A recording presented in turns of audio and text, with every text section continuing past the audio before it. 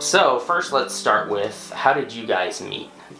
I worked at an auto supply, and we would buy parts from the company that Noleen worked for. I went through a divorce, and then I went to work for the same company that she worked for, but we were in different locations. So one day I called her up and I says, "Hey, would you like to go out to dinner? You know, a date." And she said, "Well, you're married." And I said, "Well, not anymore."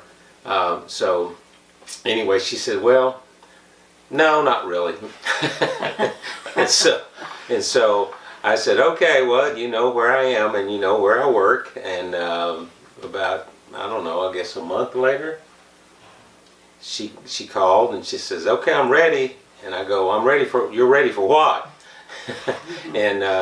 and that's kind of how we met. I'd known her for a long time, but we just and we hit it off. I mean, we didn't date more than 3 months, and we were married. My pastor at the time, I said, "Would you marry us? I'm going to marry Noleen." And he says, "No, I don't think so. You know, you need some counseling and all this other stuff," which is good. But I said, "No, I know in my heart what's right." And so I said, "Well, I'll tell you what, I'll just go to Tilly and ask her." And so I went to Tilly and I says, "I asked Noleen to marry me. What do you think?" She said, "I think that's a great idea." I was at end of my rope at the time, and everybody had left out of my life, and I was all alone. And I was sitting in my living room on the floor, and I called out to God.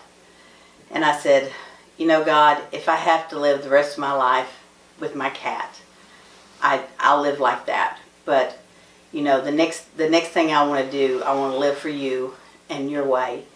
And I want someone that is, you know, of your picking, not mine. So don't let me do anything stupid."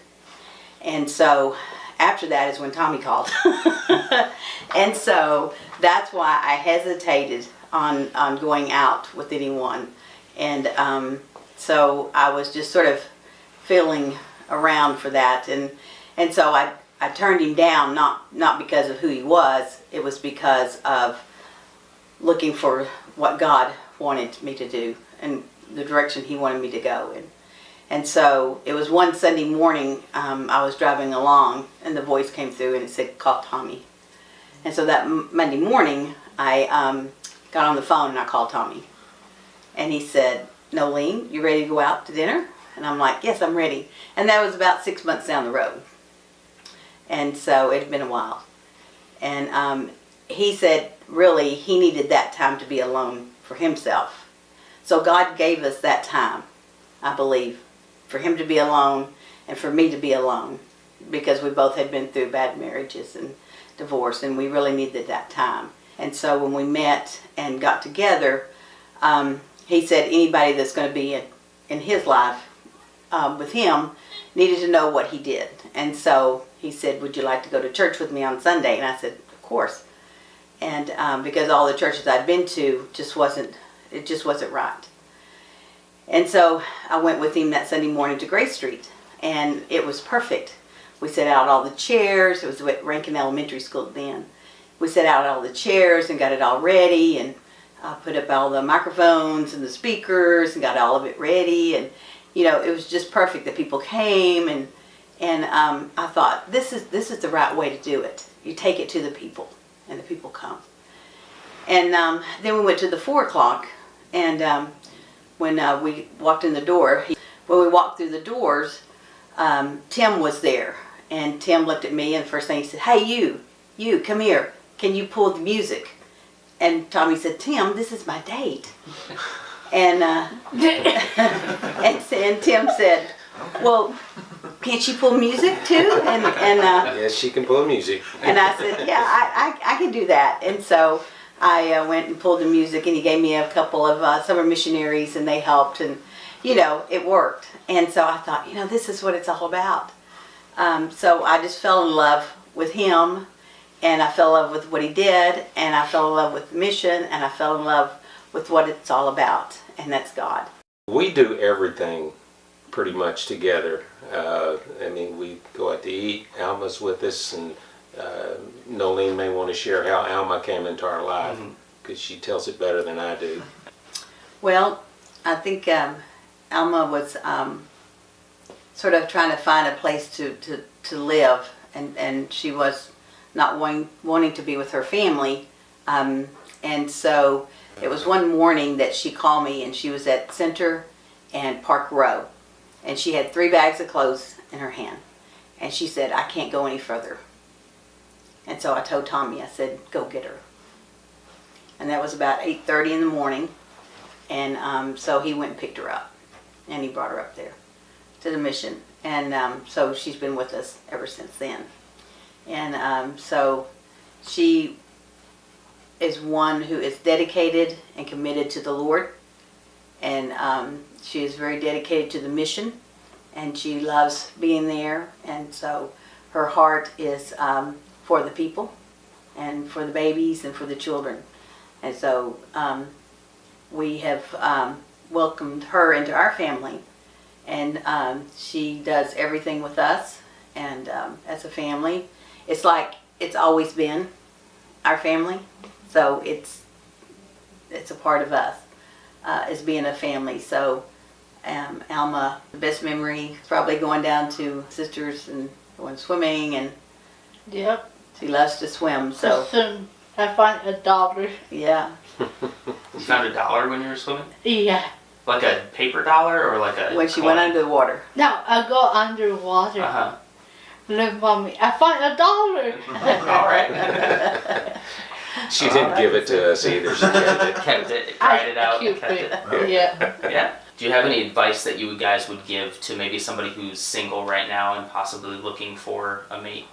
Well, you know, waiting for that right mate, and not trying to rush into anything. To always to put the Lord first, and He will find the right person for you. Because if we go out by ourselves without the Lord being with us, and we try to pick and choose, it's usually wrong. And so that would be my advice. Just wait on the Lord, and when the Lord, if you're staying close to the Lord, when that right person comes along, you'll know. Of course, you know, keep your purity. I think it always works out for the best when we do follow Him and listen to Him and His guidance. What about to a young couple then who they found who they believe to be their mate, and they're ready to kind of take that next step, get married? I don't believe it's a 50-50 thing in a marriage. I believe it's a 100-100. I give myself 100% to my wife, to Noleen, and she gives 100% back to me. Yes. If you go and you start splitting it, this is mine, this is hers, and it just don't work. But as you do get married, you know, it's real easy to drop away from going to church or Sunday school or whatever you're doing. But you know, stay with it, and He will continue to bless the marriage. Communication is really important in your marriage, and keeping the Lord first, and making sure each day you give that to Him, and then, like Tommy said, 100% to each other. What do you guys think is generally required in order to have a happy, healthy, well-adjusted home? Oh my, that's an easy answer. It's the Lord. To have the Lord in your life, to be a dedicated Christian, and to know that whoever we're living with is not going to be perfect, and that, you know, she knows my flaws, I know hers. I have flaws. Yeah, you do. Look, sorry. No, you don't have any flaws at all. You don't. That's the secret. It's just one. Oh, You know? okay. But anyway, that's it. You know, and we know that from Scripture and from, you know, if you have God in your life, then it will all work out. Doesn't make it easy, but it will work out.